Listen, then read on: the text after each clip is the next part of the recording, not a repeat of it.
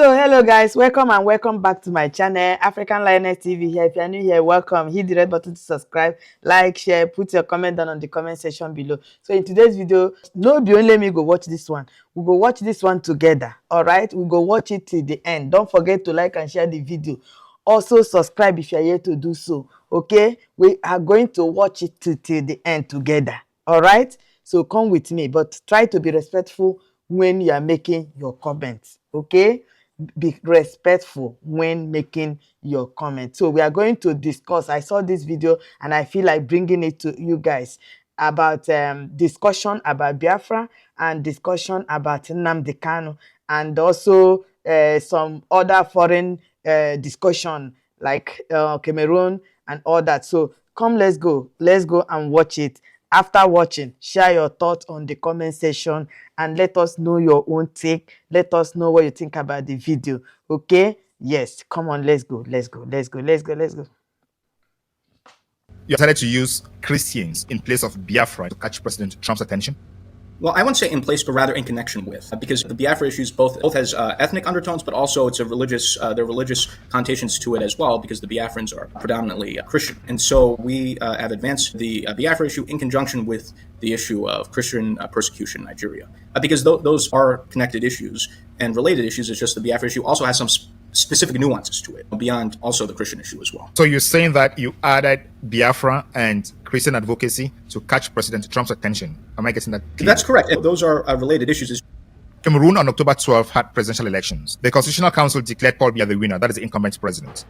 Issa Chirum on the other side published results from the polling stations, and those results showed he won. But the Constitutional Council and the elections management body have not published the results polling station by polling station. Well, what I would say is And again, these are things that I already highlight in my capacity of representing the Amazonians. But Paul Biya has been a longtime dictator in Africa. He's 93 now. He wants to be president until I think he's 100, which I think will be a record. And Cameroon, under his tenure, has not had free and fair elections. They've been Cameroonians, whether they be Amazonians or other Cameroonians, have had a history of being oppressed under the Biya dictatorship. And I think so. Ladies and gentlemen, you're welcome again to the Beyond Africa podcast with me, your host, Ngalim Bernard. At the Beyond African podcast, we tell African stories that change lives. Today, we are discussing not Cameroon, but the United States and Nigeria. All this because it is important within the global context of Cameroon and Africa. Why? You'll get to understand that in the course of the conversation. President Trump recently redesignated Nigeria as a country of particular concern on religious freedom grounds, citing alleged widespread attacks on Christians. He publicly threatened to cut U.S. aid to Nigeria and instructed Pete Hegseth, the United States Department of War Secretary, to prepare for possible military intervention if the Nigerian government continues to allow the killing of Christians. This rhetoric, or this approach, you would say, has generated alarm in Nigeria and abroad. And of particular interest are a group of people who have been identified as key lobbyists in the United States. We have one of them in the studio today, and he's going to discuss with us what role he has played or his organization has played, and why the United States considers the current unfortunate event in the United States as an attack on Christians, and if that is the right designation, or if there is any other thing behind that designation, and where we are going to, how we are going to get there, and if there are going to be any repercussions both for Nigeria and the United States. And if there is, what is going to be the repercussions for the rest of the continent. Mr. Elias Girasulis, you are welcome to the Beyond Africa podcast. It's an honor to be here, Bernard. It's a great pleasure to be on this show. I congratulate you on this very successful program that you've created, bring eminent experts on Africa to speak about these issues of importance. So it's just an honor to be on your show, to have this discussion. In way of introduction, as you alluded to, I'm a lobbyist here in Washington, D.C., a partner with the firm Moran Global Strategies. I represent a number of international clients on the African continent. One of the clients that I represent, which we'll discuss more, is the Biafra Public Government Exile, which is the political arm of the Biafra independence movement. And in that capacity, I've played an active role in shaping U.S.-Nigeria policy, including the current posture coming out of Washington, taking a very harsh stance against the government of Nigeria for a number of issues, including the Christian genocide that you mentioned. So I look forward to having this productive discussion. Thank you so much, and thanks for that clarification, because you're making it very clear that you have a client. Therefore, I don't expect you to be very objective. I expect you to be subjective and defending the interests of your clients on this conversation. Am I right? That's correct.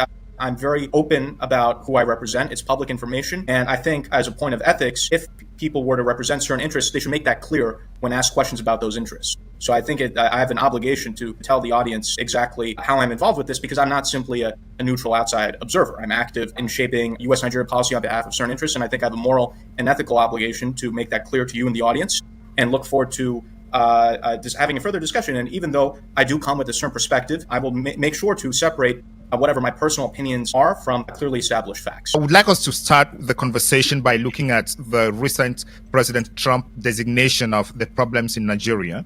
He said there is a Christian genocide in Nigeria. Why would he call this a Christian genocide? I know you advocate or you represent the Biafran movement, but is what is happening in Nigeria a Christian genocide or banditry, criminality that affects everybody?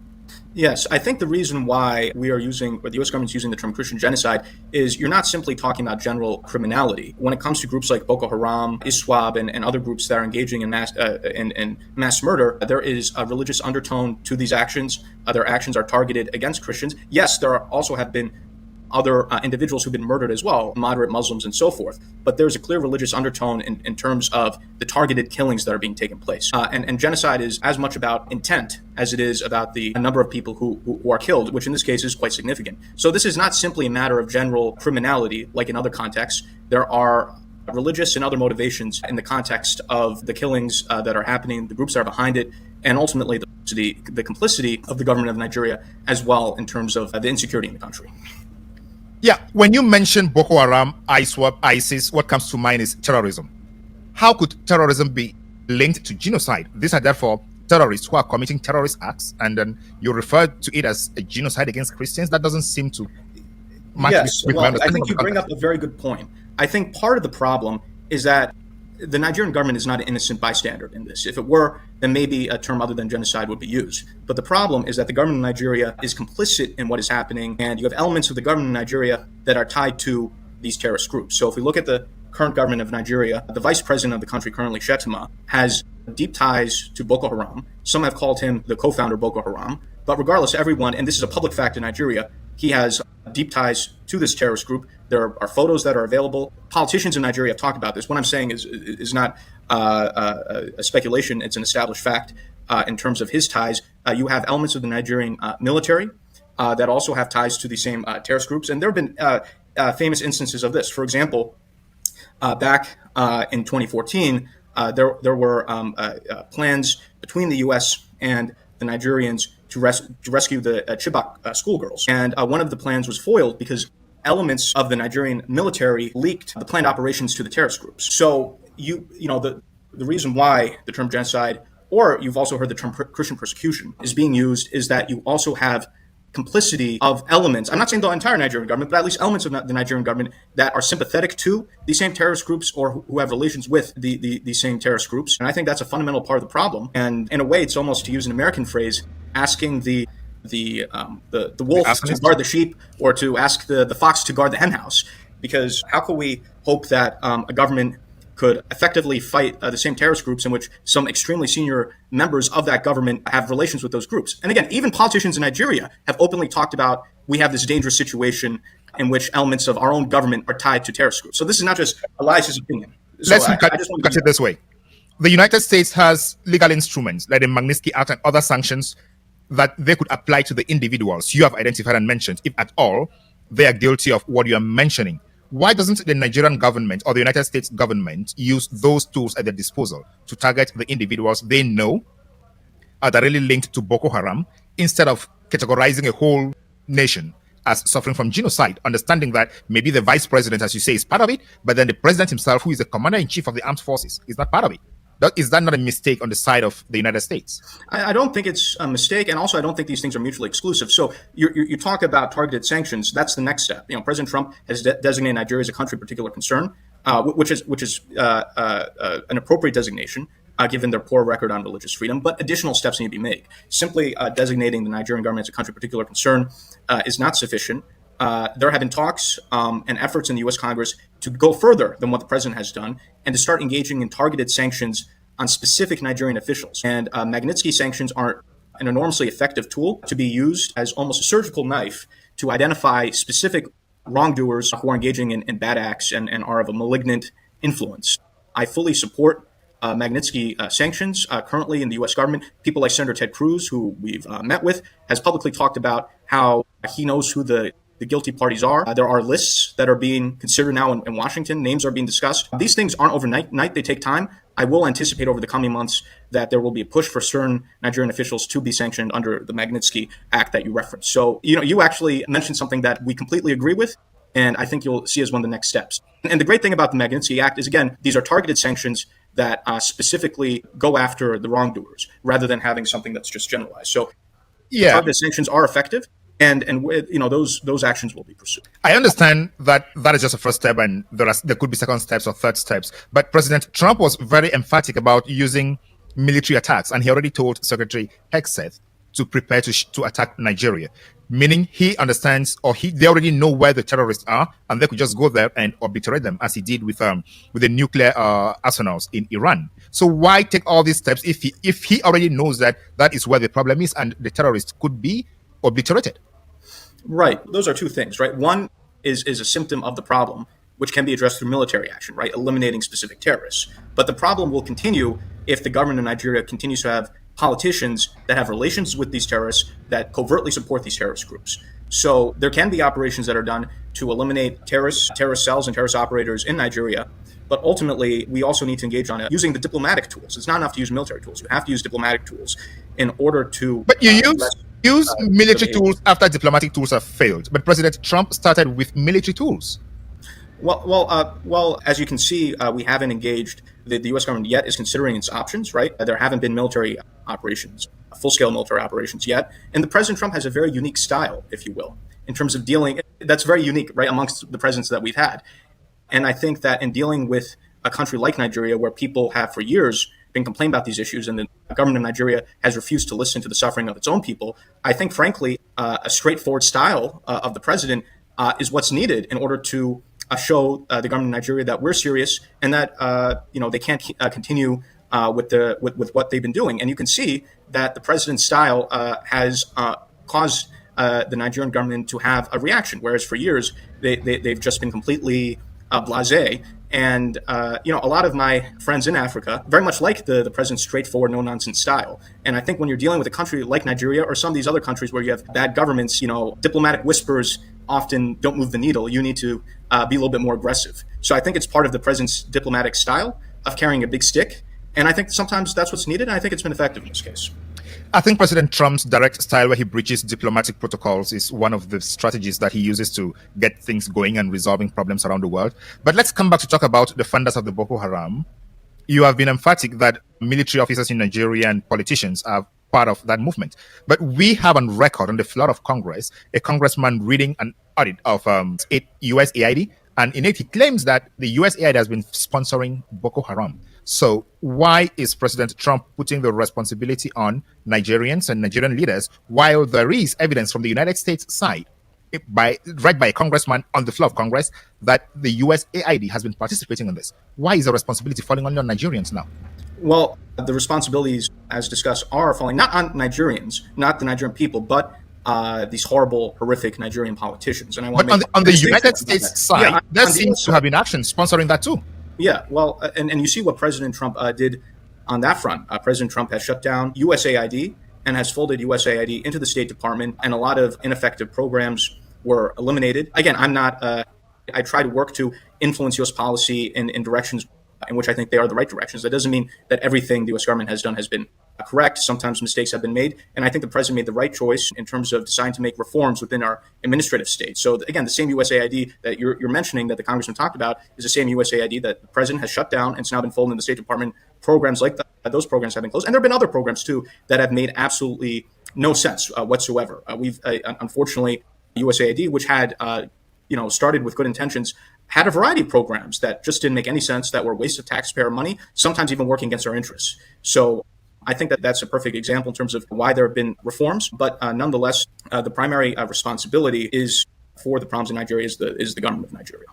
Yeah, thank you. I just want to make a clarification here. You don't work for the State Department. So what you are saying is just your understanding of how the State Department and the government of the United States is operating. And the processes, how you read them from outside. Am I being right? Well, yeah. Well, I'm a lobbyist, government relations consultant here in Washington D.C. So I'm not an employee or representative of the U.S. government. That being said, I work closely with all the parts of the U.S. government, including our Congress, State Department, White House, National Security Council, and other agencies. So I'm not a representative of the State Department. I'm not a formal representative of the U.S. government, but these are all officials whom I talk to, who I work closely with, who I try to bring my information to and my perspective to. I hope that provides a clarification. Thank you so much. Let's go back to talk about the categorization of the genocide. In his testimony to the Subcommittee on Africa in Congress recently, Ambassador Jonathan Pratt said, in northern Nigeria, Christians live under constant threat from these terrorist organizations, compounding this unacceptable level of violence against vulnerable Christian communities. Nigeria continues to prosecute blasphemy cases, which my colleague will discuss in more detail. This claim of genocide against Christians and Christian persecution, is that based on what is happening to Christians only in the north of Nigeria or everywhere across Nigeria? Yeah, this is a broader issue, and let's bring this beyond the issue of simply terrorism. I think some context is needed here. Nigeria is almost evenly split between Christian and Muslim. For a period of a few decades, there was an attempt to have a balance of power in the country where there was, you could say, an informal understanding that there should be a rotation between Christian and Muslim presidents and vice presidents, and that the government should be secular. And there was a very fragile balance of power. And that balance of power was upset in 2015 with the rise to power of the former military dictator of Nigeria, Buhari, as president. And he began the process of introducing Islamic fundamentalism into the government, engaging, that's when you started to have the increased persecution of the Biafrans and the Biafran independence movement. You start to have policies about reintegration of quote unquote repentant terrorists into the Nigerian military.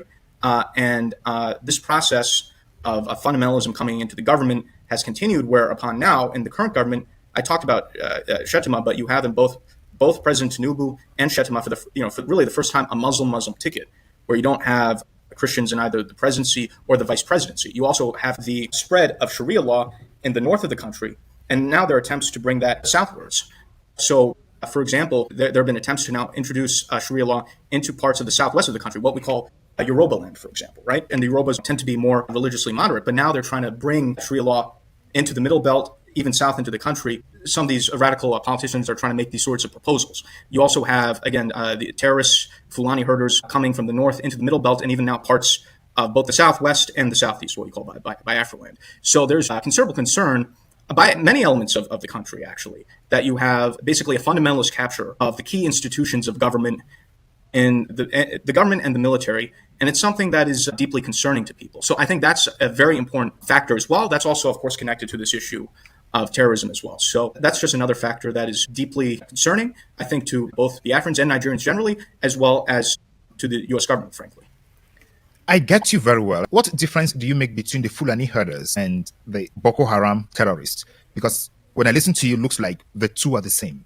No, I didn't say the two are the same. I'm saying there have been issues by those groups and other groups in terms of murders of innocent civilians, and the situation has gone completely out of hand in the country. So I did not, I didn't say all these groups are the same. They have different nuances, but they all contribute to the problem.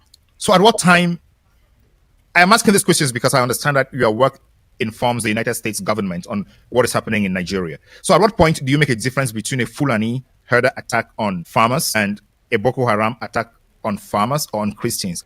How do you make that difference? I'm not sure if I really understand the question. I think it's almost splitting hairs in terms of if the government of Nigeria is not only not protecting the country, but you have politicians that are tied to radical groups that are killing innocent civilians, whether or not an innocent person's murdered by Fulani herders or by Boko Haram. I think it's a problem either way. So I'm not sure if I understand what kind of point. I get the point where you are making the argument that it doesn't matter whether it is called a genocide or it's called Christian persecution. What matters is insecurity, and the government of Nigeria is not performing its role. And that's where many people are offended by the government of Nigeria, because they try to engage in semantics in terms of it's not Christian genocide, and that's not the technical term, and there is no genocide, and maybe use this other term. And even if you see the reactions, forget about the U.S. government, if you see the reactions of many Nigerians, they themselves get furious when they see these Nigerian media spokespeople trying to, split hairs over definitions and terms. And you'll hear many regular, not just Biafrans, but Nigerians generally, say, hey, listen, the country is a disaster. We're moving towards a failed state. We have problems. People are being killed, and yet you're trying to, make a debate over terminology. So, I think this is something where, even people in Nigeria are very, very upset, and they want their own government to be held accountable for what's happening. Okay, so I'm happy with that clarification. So at this point, from your understanding of what the United States Congress and White House and State Department are thinking, what would be a solution that the United States would say, okay, the Nigerian government is doing everything now to protect Christians? What is going to happen for them to say that that is happening? Yeah, I think when you're dealing, again, with the country in Nigeria, with the types of people that are running the government, the best tool to use is really sanctions, including targeted sanctions. When these corrupt Nigerian politicians, for example, are no longer able to, let's say, launder their money in the U.S. and other places, if, let's say, their assets are seized, because also many of these officials are completely corrupt in outrageous ways. And there have been a number of stories about the corruption of Nigerian officials. So if we were to go after officials who are complicit, who are part of the problem, sanctioning them and holding them accountable, I think that would be the best way to change their behavior. Simply trying to nicely ask the Nigerian government officials, oh, please do something. People have been asking the Nigerian government to do something for years. Clearly, they've not cared to do anything, and the problem's only gotten worse. So I think when you're dealing with a conundrum like Nigeria or any other, and these other governments too, I think, a tough approach is what's needed, frankly. And the same goes to, for other governments in Africa as well, where, let's say, and especially with more autocratic regimes. But, that's a separate discussion. Yes, we're going to talk about that in a moment. I want us to switch gears now and talk about Biafra. So we'll definitely talk about autocratic governments like the government of Cameroon when we talk about Biafra in this case. In an article by the Africa Report, they say former U.S. Congressman Jim Moran, who lent a voice to the indigenous people of Biafra movement, in 2024, the situation in Nigeria reflects human rights abuses, religious freedom issues, persecution of Christians, increasing Islamic fundamentalism with the Nigerian government and its alignment with U.S. adversaries. But in his statement, Ambassador Jonathan Pratt says Nigeria is one of the United States' key allies in Africa. Is your firm having this thing wrong? No, I think not at all. I think one thing to clarify is the U.S. government is a very complex machinery. It works in a very unique way. On any particular issue, you'll have different parts of the U.S. government that may have different points of view, right? What matters is what's the overall political consensus among those who are the decision makers. In this case, when it comes to taking a strong stance against the government of Nigeria, you see extremely strong support in the United States Congress. I've worked with many of these members of Congress. That's now been reflected at the White House, in the National Security Council, and the President of the United States himself. And ultimately, in the nature of the current U.S. government, what really matters is the policy stance of President Trump. The viewpoint of the president is reflective in U.S. government policy. This is different than, let's say, other administrations where decisions are made at a more bureaucratic level through the interagency process. In this case, what the U.S. government policy is the viewpoint of President Trump. The State Department tends to be a little bit more, how shall we say, conservative and risk-averse usually. So that's why you have people like Ambassador Pratt making those comments, but that doesn't necessarily reflect the overall consensus and the viewpoint of the people who are the decision makers. Mind you, before this whole topic took off the past 2-3 months, in terms of Christian genocide and the stance of the President of the United States, you had people like Masad Boulos, who's another senior State Department official, who try to argue that the Christians aren't being targeted and that maybe more Muslims are being killed. Mr. Boulos has had a past history with Nigeria, given his background, and has friendly relations with the President of Nigeria. But then the President of the United States decided to take a different stance, given the mood in Congress and other parts of the government. I guess what I'm trying to say is the stance of the U.S. government is very clear through the opinion of the President of the United States. President Trump has even made comments saying Nigeria is a disgrace. So with due respect, what really matters is the viewpoint of President Trump, his influential people in the White House, and his allies in the U.S. Congress. And Ambassador Pratt, I think, is speaking in diplomatic terminology, but that's not really driving. Share the video. Yeah, so I just want to give you that. Share. Yeah, that background was necessary. And somebody who's listening to us now, it's definitely asking, how did you get to President Trump's ears, whereas his own ambassador could not convince him on these issues? Well, that's why lobbying is important here in Washington, D.C. It's to engage in an education campaign. For the past year, we've been very proactively lobbying members of the U.S. Congress, educating them on these issues, building alliances. And again, we can't take all the credit. You've also had some pro-Christian evangelical groups that were very active and also lobbying on behalf of similar issues, Christian persecution in Nigeria. And some of those groups we've allied and worked with and cooperated with in terms of our lobbying efforts.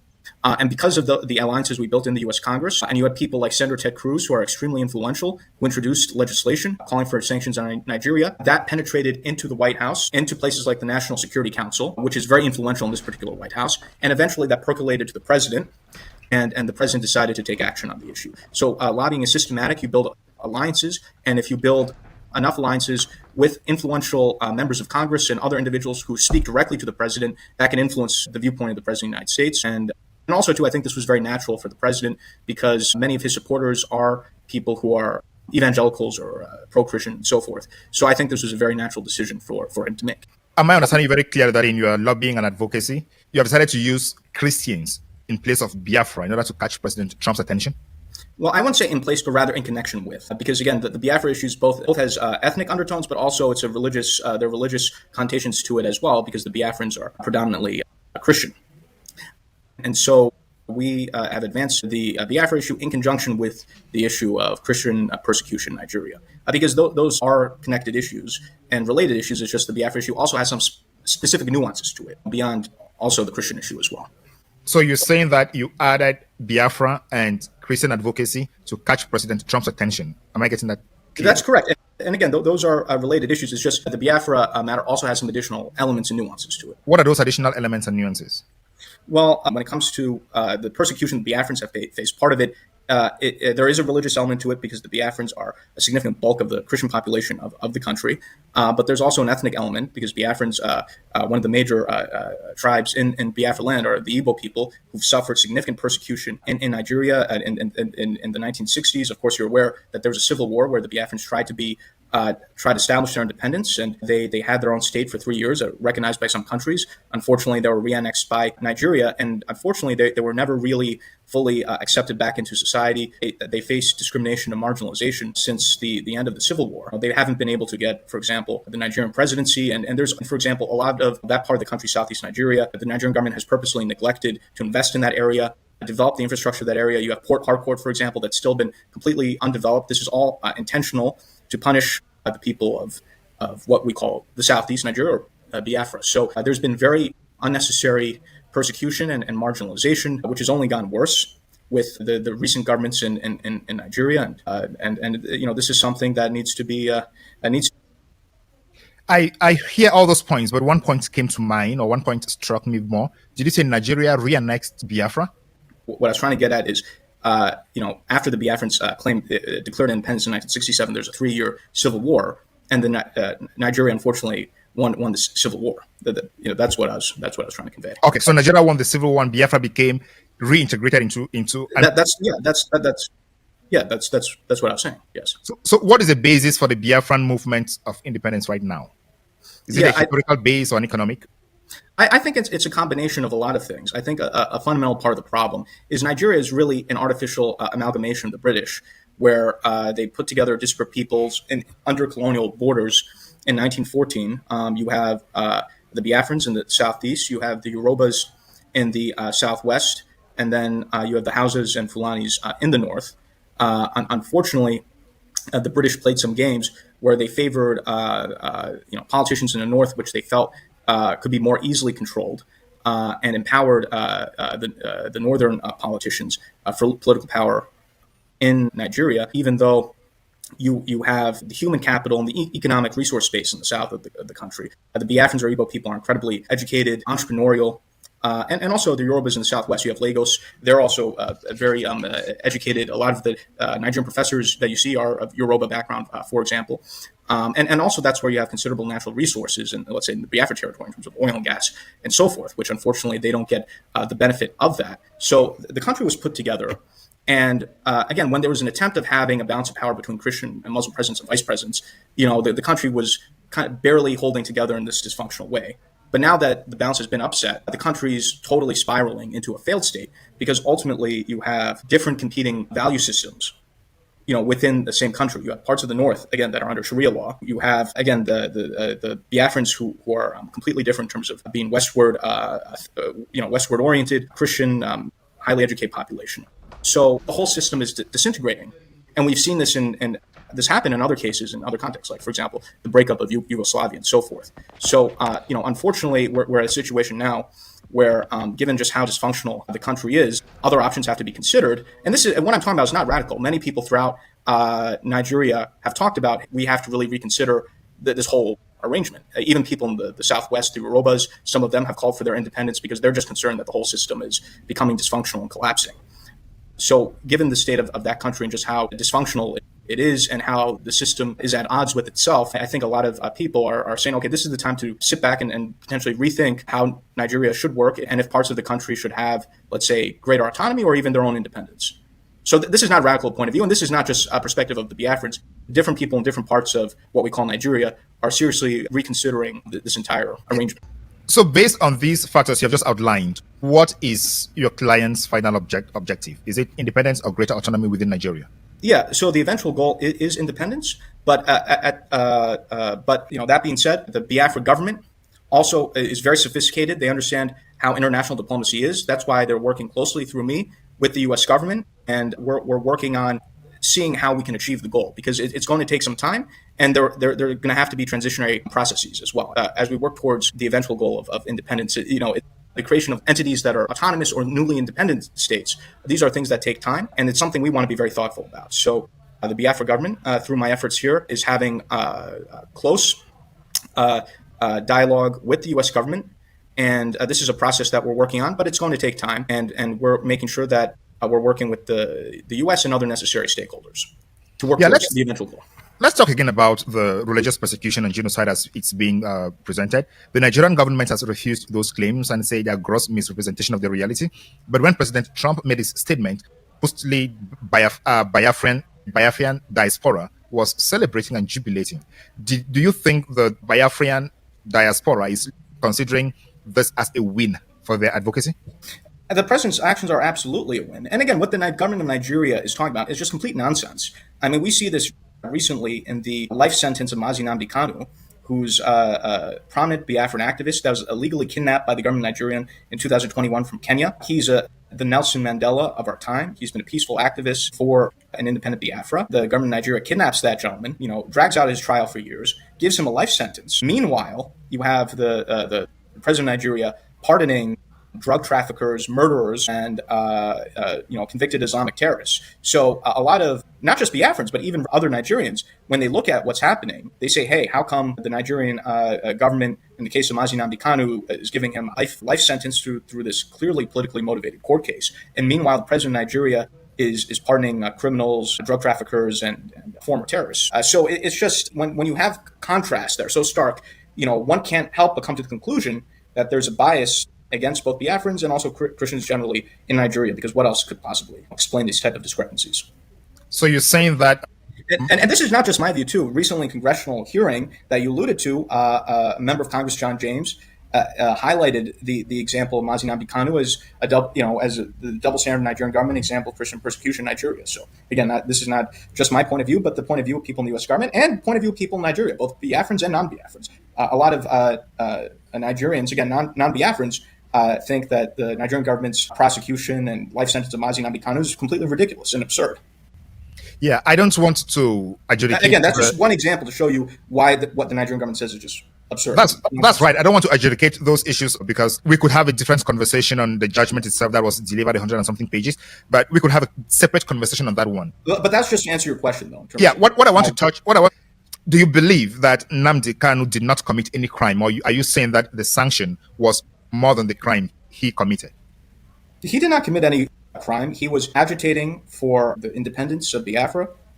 He had an organization, the indigenous people of Biafra. He was a peaceful activist, and the government of Nigeria has not presented any convincing evidence regarding any crimes that he committed. It seems that from the perspective of the government of Nigeria, simply having the viewpoint of supporting Biafran independence is a crime in and of itself. And I think that's just, again, completely absurd. People should have the right to free speech and the right to have different political viewpoints.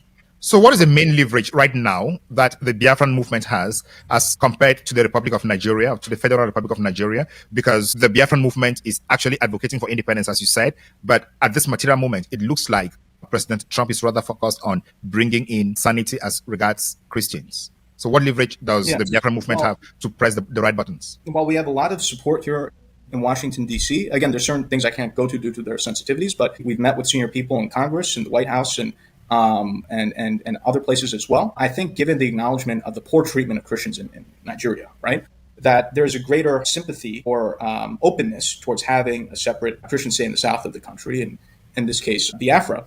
And the Biafrans, and I'll speak generally again because I can't go into private conversations, have a lot to offer the United States. The Biafrans have, as I'll talk about what's been mentioned in press reports, have offered military bases to the United States in the Gulf of Guinea. There are immense oil and gas deposits in Biafra. That's actually the majority of Nigeria's oil and gas. The Biafrans will be more than happy to renegotiate more favorable contracts with U.S. oil and gas companies, cooperation with the U.S. government on counterterrorism, and other benefits. And the U.S. government is very much interested in having greater presence in West Africa.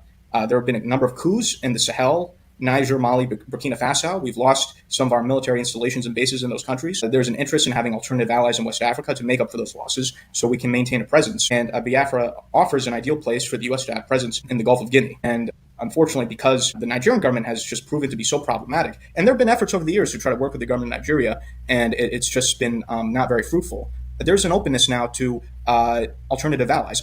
I'll give you another analogy in a different part of the continent. We have in East Africa, Somalia, which has been a failed state for a long time.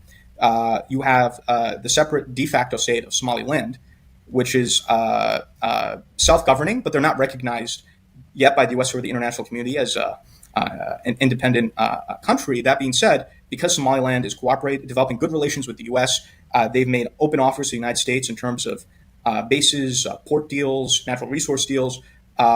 You've had key people in the U.S. government, especially in the U.S. Congress, advocating for the recognition of the independence of Somaliland. President Trump has talked about him looking at Somaliland, and I think it's very likely that the U.S. government will make a deal and recognize the independence of Somaliland sometime during President Trump's term.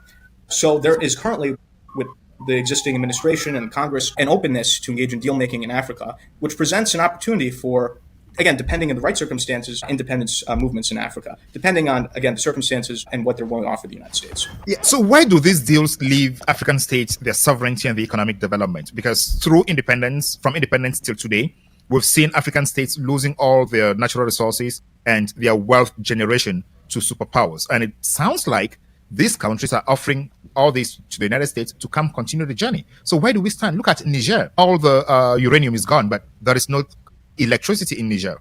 Nigeria, the oil and gas is all gone, but there's no consequential development. And then what I'm hearing from you is that is going to continue with the United States? No, that's not what I'm saying. You make a good point in terms of, I think a lot of Africans have been exploited by what we could call neocolonialism, where even after, let's say, countries become quote-unquote independent, they're still under undue influence by former colonial powers. I think one of the most controversial being France. And oftentimes the issue with some of the former European colonists, whether it's the French or the Belgium or some of these other powers, is they do business with their former colonies in a way that's exploitative, oftentimes trying to prop up puppet dictators, engaging in economic deals that are bad for those countries that are exploitative. That's not what I'm advocating for, and that is not what the U.S. is advocating for. In fact, I think a greater U.S. presence can offer an alternative for African governments to both kind of these neo-colonialist former powers, as well as an alternative to both the Russians and Chinese. And the way that the U.S. is, it's not this exploitative colonial model, but rather a business style model in which the U.S. can come and say, hey, how can we help make investments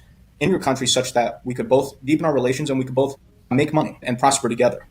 So the viewpoint is not in exploiting the countries or its natural resources, but rather having investments in these countries in which both the U.S. and those countries, whether it's the Biafrans or other places in Africa, where there can be a mutually benefit, where it could be a win-win situation.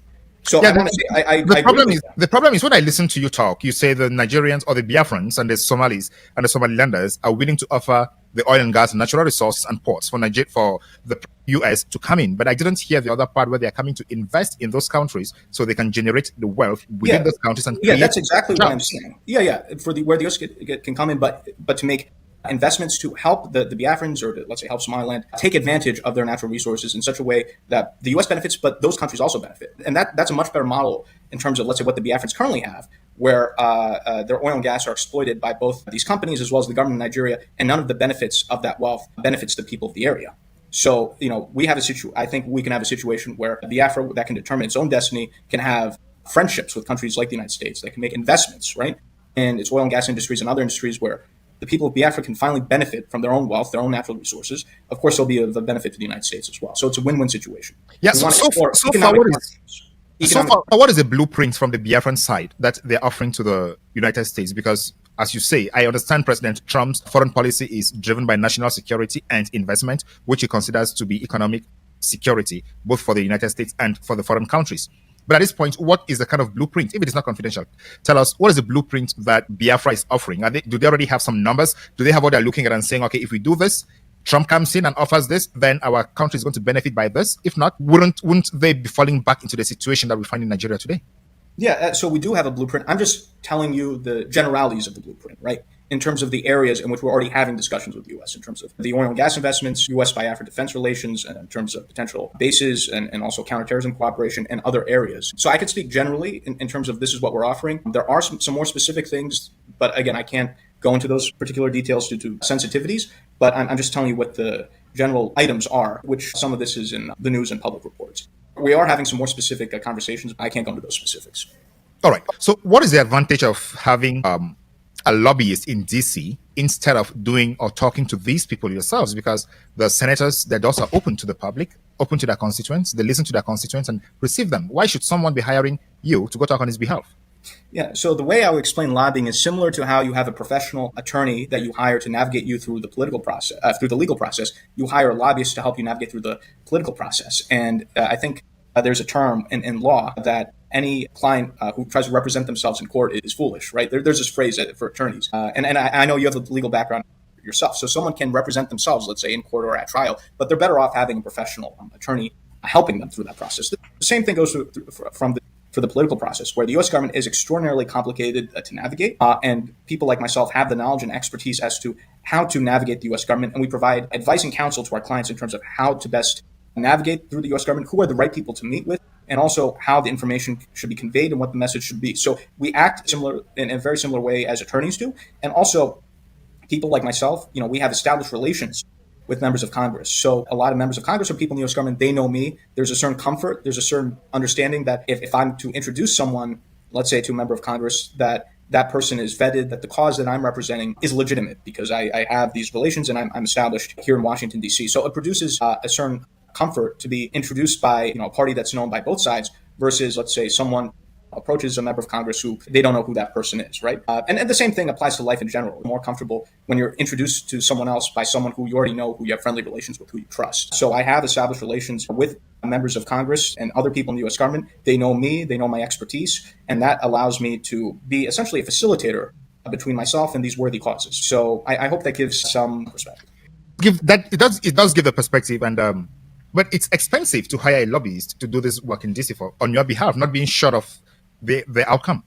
It's an investment that I think should be viewed as a political investment, and it's something that's very effective. That's why so many countries and international causes hire lobbyists. And I think given the results that we've achieved, and this is not just me saying it, senior officials in the government of Nigeria have openly attacked me and have blamed my lobbying and so forth. So even the Nigerian government itself, you could say, has acknowledged the effectiveness of my lobbying, although they're not happy about it, whereas my client is happy about it. So I think clients can decide the effectiveness of the services given the results. In this case, we've achieved, I think, significant results. And in fact, there's even a tweet, I forget by who, but there's a tweet online that went viral, 500,000 tweets, saying, the lobbying campaign that our firm engaged on behalf of the Biafrans was one of the best returns on investment in history, which I think was a little bit flowery. But clients can judge, and people can generally judge in terms of whether or not a lobbyist is achieving results and influencing opinion or not. So Biafrans are already happy while they have not yet had their independence. You say, is that what you're telling me? Well, Biafrans are happy about the results we're achieving, but we're still working towards the goal. Achieving a newly independent state in Africa or anywhere takes time. We've engaged in our lobbying campaign. I've been involved in representing the Biafrans for a little bit more than a year now. In the cases of some countries, it's taken decades for them to obtain their freedom and independence. So we've achieved a lot in a short period of time, and we're working towards the goal. These things don't happen magically overnight, and anyone who says that they're going to achieve a newly independent state overnight is not a serious person, in my opinion. Statecraft takes time, especially if you want to do it the right way. I don't want to go so much into that. That was not the focus of our conversation today. But you've mentioned the Biafrans and Somaliland that are advocating for independence. And the Ambazonian movement is linked with the Biafran movement. And the leaders of the Ambazonian movement and the leaders of the Biafran movement are in jail. Do you have any relationship with the Ambazonian movement? Yes. So I also have experience with the Ambazonian movement. I'm the lobbyist here in Washington, D.C. for the Ambazonian Governing Council. And so I have an understanding of the Ambazonian cause as well. And, it's something that has relations to Biafra, as you said, because Ambazonian Biafra, those regions border each other. And some of the Biafran groups have collaboration with Ambazonian groups. And are you proud that you're putting yourself in the middle of a region that is likely being destabilized in Africa?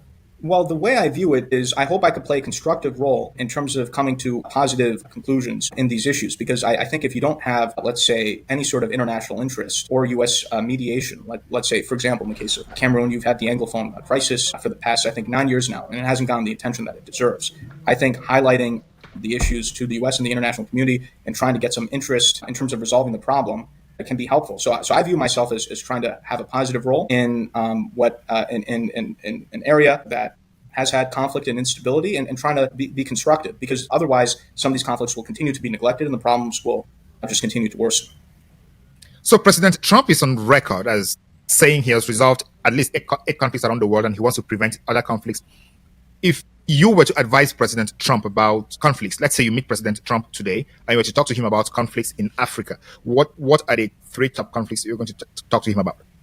Yes, so obviously I would talk to him about the Amazonia, Cameroon conflict, the Anglophone crisis. I think President Trump, who has negotiated 8 or so peace agreements or negotiations, that would be a perfect place where he could be a mediator. Obviously, I would talk to him about Biafra and our interest in, having the U.S. Play a role in deal making with Biafra. You mentioned a third. There are a number of conflicts that could also be highlighted. You have what's happening in Sudan, for example. President Trump has indicated that he now wants to get involved in resolving the conflict in Sudan, and I commend him for that. So I think Sudan is something I would mention. You've also have had a tremendous amount of instability in Central African Republic. That's another place he could look into as well. So those are other areas that I think the president should look into. And again, I'm very pleased now that President Trump, in a tweet or Truth Social, the president enjoys social media, has finally mentioned what's happening in Sudan, which has been, again, one of those areas that has been neglected. A big part of the problem is some of these conflicts just receive absolutely no attention, and people are suffering. And I think just having some attention to these issues is so important.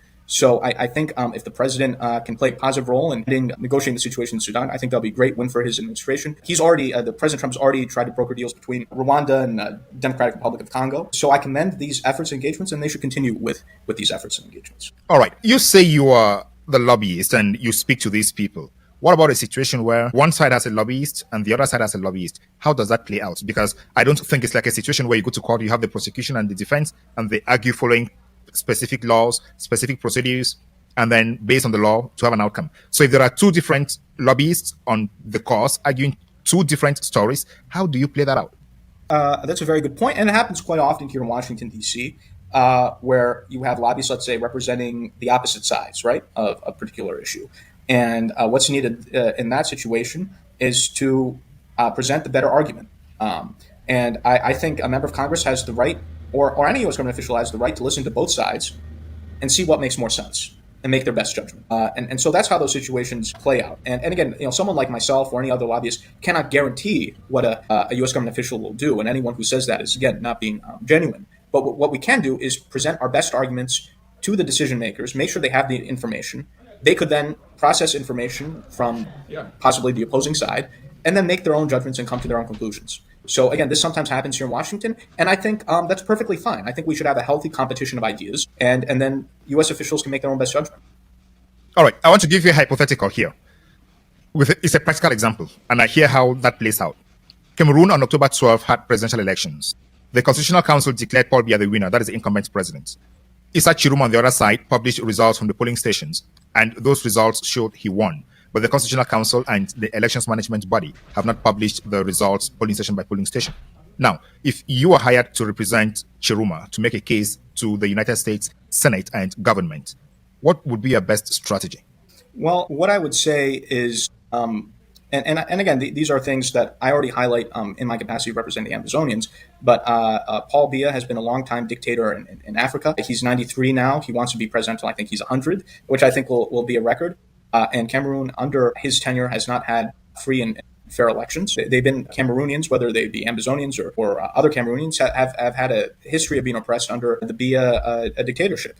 And I think the Cameroonian opposition, individuals such as Chiruma, can make the argument that a democratic Cameroon will be better for the people of Cameroon and will also create a situation of a healthier Cameroon that will be a better partner for the United States that can help stabilize the situation within Cameroon. Part of the reason why you've had instability in the country, whether it's the Anglophone crisis or other problems, is because of the mismanagement of the Biya government. And I think Cameroon in opposition can make the argument to the United States that many of the problems in Cameroon could be resolved if you had a friendly, democratic government which can resolve the problems of the people instead of the situation with the Biya regime where there's suppression and then you have revolts and all these other problems that have come as a reaction to that. So I think there's a persuasive case at this moment that the opposition could make, and you have members of especially members of Congress like the Senate Foreign Relations Chairman who are skeptical of the Biya regime and others. Yeah, the Biya regime has many critics in the U.S. for their lack of democracy and many other problems.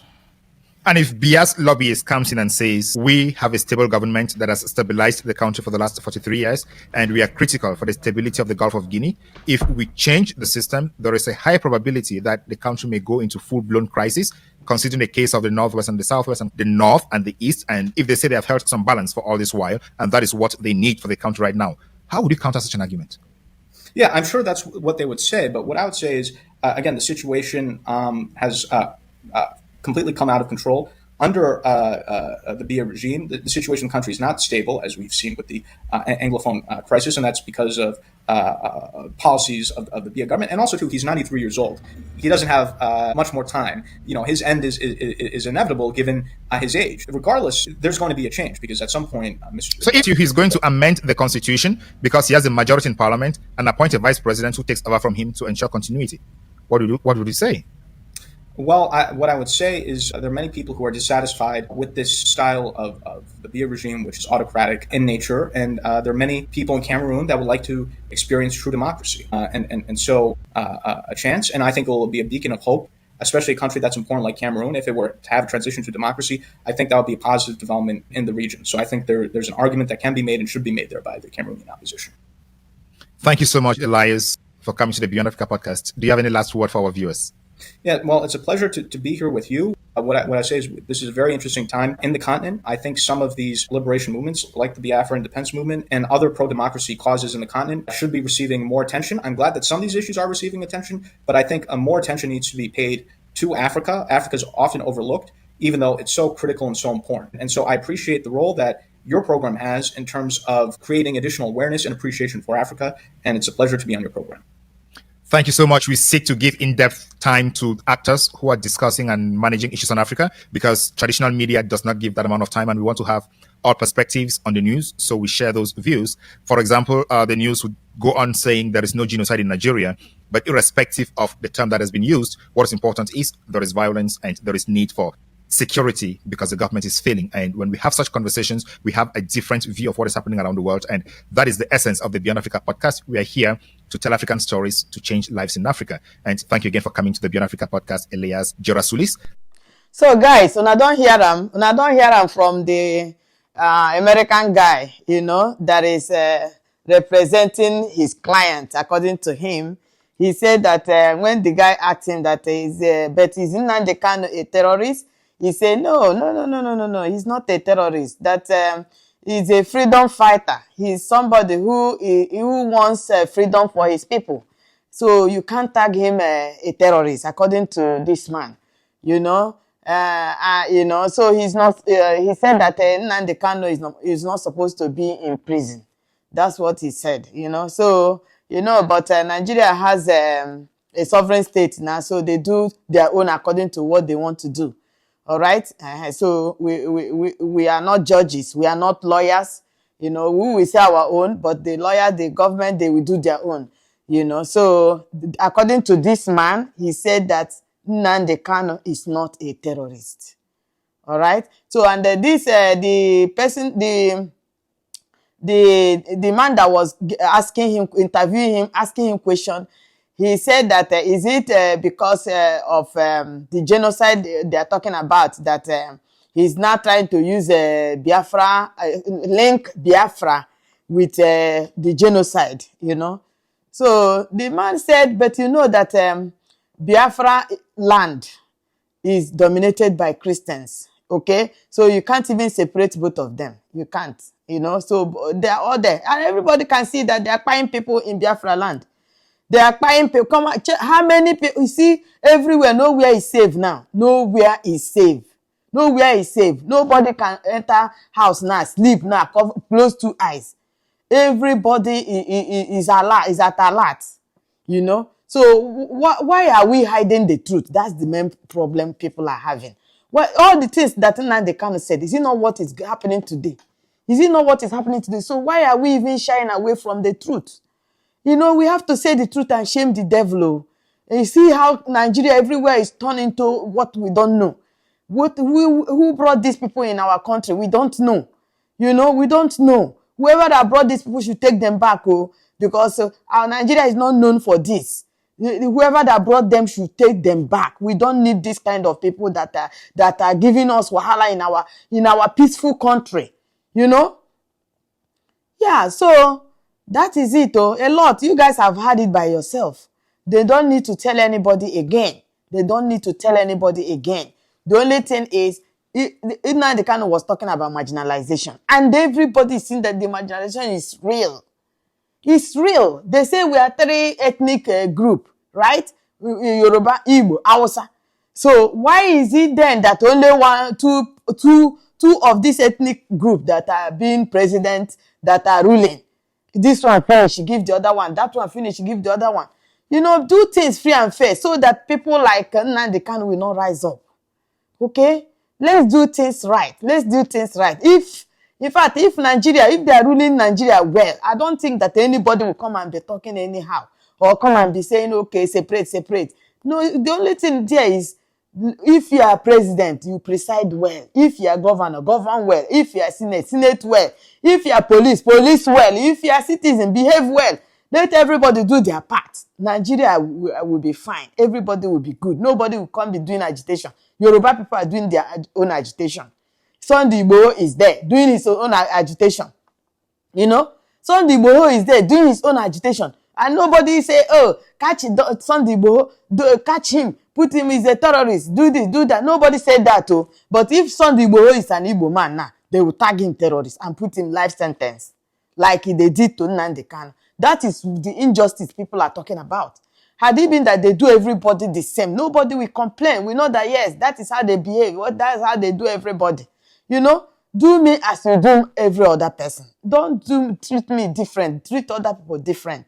Okay, see now, all those things they have been saying here about Fulani bandits. Is it not what is happening now? See how many people they are carrying away. They go to school, they carry children. They go to church, they carry people. What?